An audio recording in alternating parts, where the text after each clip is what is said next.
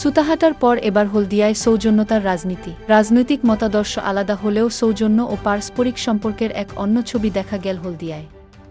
মহিষাদলের BJP বিধায়কের গাড়িতে চড়েই পঞ্চায়েত সমিতি সভাস্থল ছাড়লেন হলদিয়া ব্লকের তৃণমূল পরিচালিত বোর্ডের সভাপতি, সহসভাপতি ও একাধিক কর্মাধ্যক্ষ।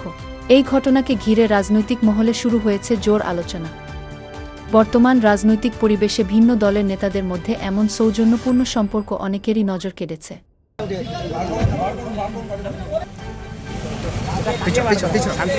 সবাই সবাই সবাই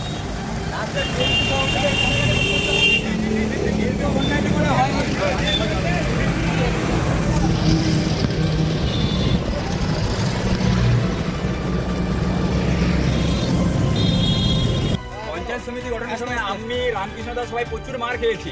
আজকে এমএলএর গাড়িতে করে পঞ্চায়েত সমিতির আমরা সবাই এমএলএর গাড়িতে করে পঞ্চায়েত সমিতির সভাপতিকে বাড়ি পৌঁছাতে হলো। এটাই বিজেপি, হিংসা চায় না।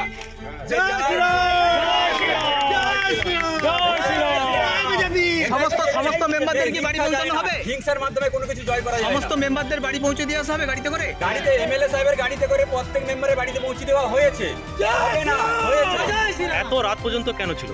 এত রাত পর্যন্ত ওনারা তো বাড়ানোর জন্য অপেক্ষা করছিল। আমরা সবাই আছি যে আপনারা বাড়ান, আপনাদের বাড়িতে পৌঁছে দেওয়ার দায়িত্ব আমাদের, কিন্তু আমাদের উপরে ভরসা করায়নি। এমএলএ সাহেবকে বললো, এমএলএ সাহেব গাড়ি পাঠালো, আমরা যথা সম্মানে ওনাকে বাড়ি পৌঁছে দিলাম। একদম একদম একদম একদম